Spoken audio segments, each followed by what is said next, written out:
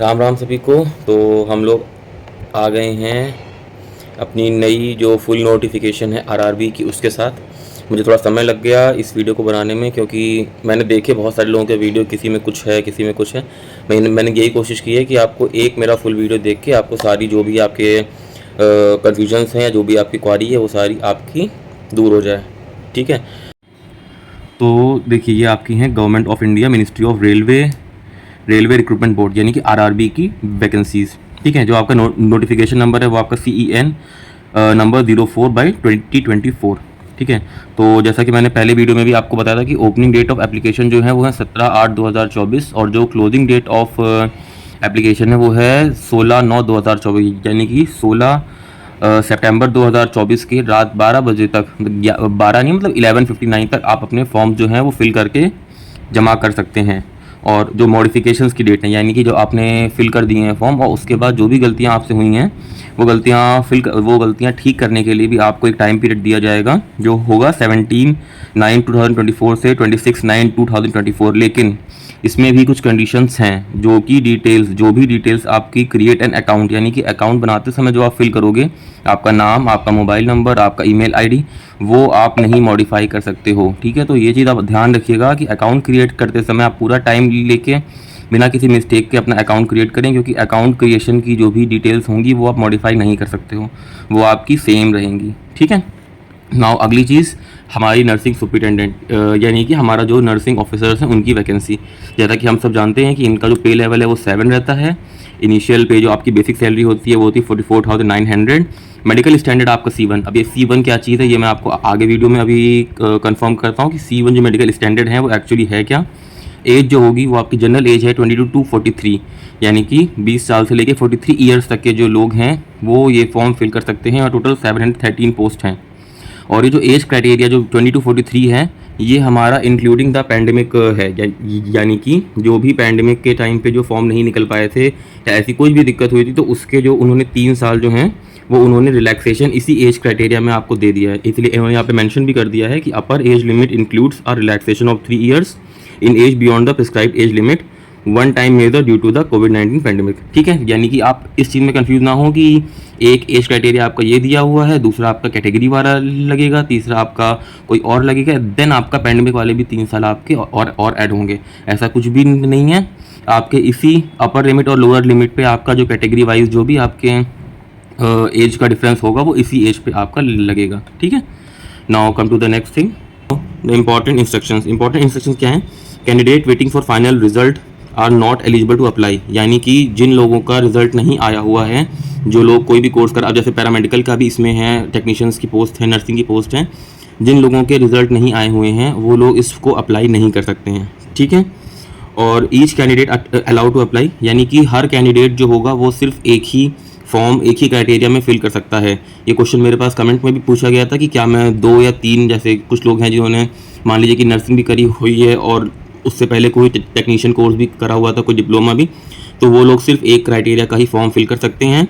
और आगे इसमें बहुत अच्छे से मेंशन है कि अगर कोई भी बच्चा या कोई भी कैंडिडेट एक से ज़्यादा क्राइटेरिया के फॉर्म फिल करता हुआ देखा जाता है तो उसके वो दोनों फॉर्म कैंसिल कर दिए जाएंगे।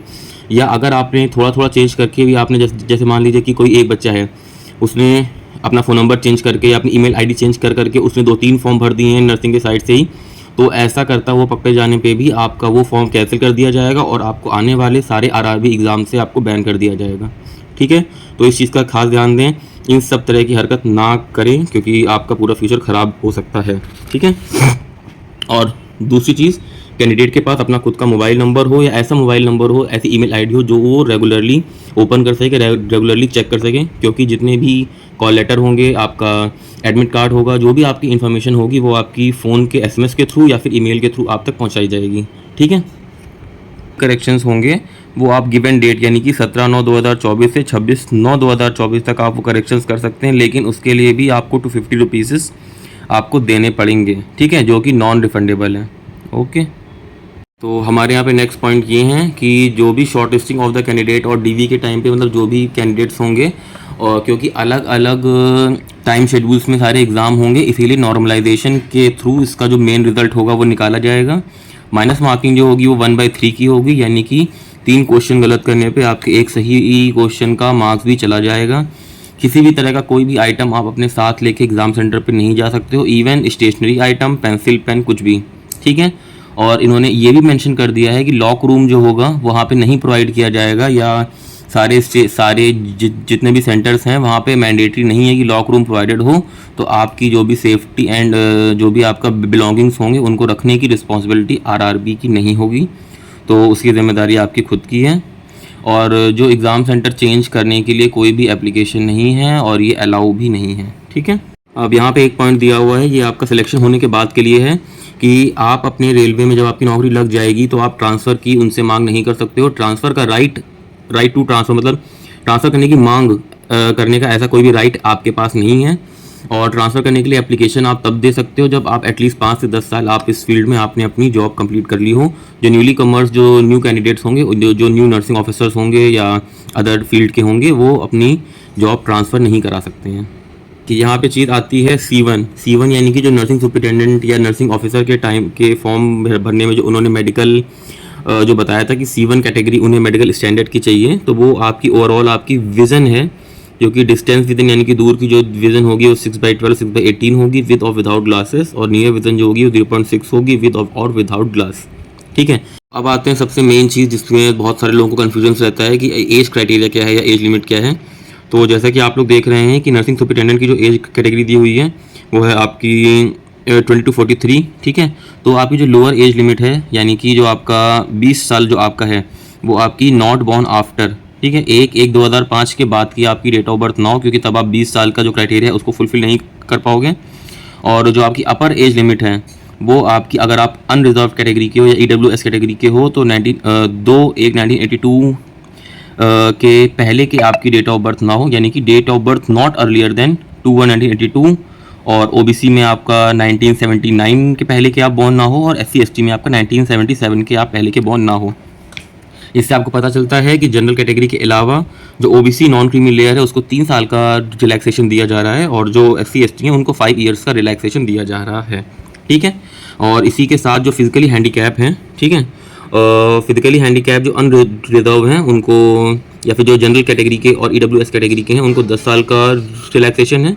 जो OBC कैटेगरी के हैं उनको 13 ईयर्स का रिलैक्सेशन है, और जो SC/ST कैटेगरी के हैं उनको 15 ईयर्स का रिलैक्सेशन है। बाकी आपका जो भी एज क्राइटेरिया है वो इस पूरे ब्लॉक में मेंशन है और बहुत सिंपल लैंग्वेज में लिखा हुआ है, सो इतना ये डिफ़िकल्ट नहीं है। और यहाँ पे साफ साफ मेंशन कर दिया गया एक और चीज़ कि अगर कैंडिडेट एलिजिबल है एज रिलैक्सेशन के लिए, तो वो इन सारे एज रिलैक्सेशन में से उस एज रिलैक्सेशन वो उसकी मानी जाएगी जो सबसे ज़्यादा साल का होगा। अब जैसे मान लीजिए कि कोई OBC कैंडिडेट है जो फिजिकली हैंडीकैप है, ठीक है, तो उसका 13 साल जो होगा वही एज रिलैक्सेशन माना जाएगा। उसको ये मत समझिएगा कि 13 साल आप फिजिकली हैंडीकैप OBC हैं तो 13 साल, और जो आपका नॉर्मल क्राइटेरिया है वो 3 साल, और अगर कोई एक्स सर्विस मैन या ऐसा कुछ है, ऐसा कुछ नहीं होगा। जो सबसे ज़्यादा, मान लीजिए अगर 15 साल का आपका सबसे मैक्सिमम आपके सारे क्राइटेरिया में से आ रहा है तो 15 ईयर्स ही आपका एज रिलैक्सेशन माना जाएगा, ठीक है। अब हम यहाँ पे देखते हैं कि जो फ़ीस है वो कितनी है। तो जो जनरल कैटेगरी जो हमारे लोग हैं उनकी फ़ीस होगी आपकी 500, ठीक है, और उसमें से भी 400 आपके रिफ़ंड हो जाएंगे जब आप CBT एग्ज़ाम देने के लिए बैठेंगे।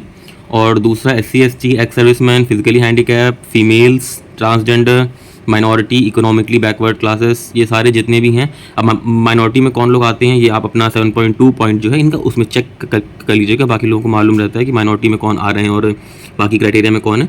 तो इन सब की जो फ़ीस है वो है 250 रुपये, और पूरे 250 रुपीज़ जो होंगे वो आपके वापस हो जाएंगे जब आप CBT का एग्ज़ाम देने के लिए बैठेंगे।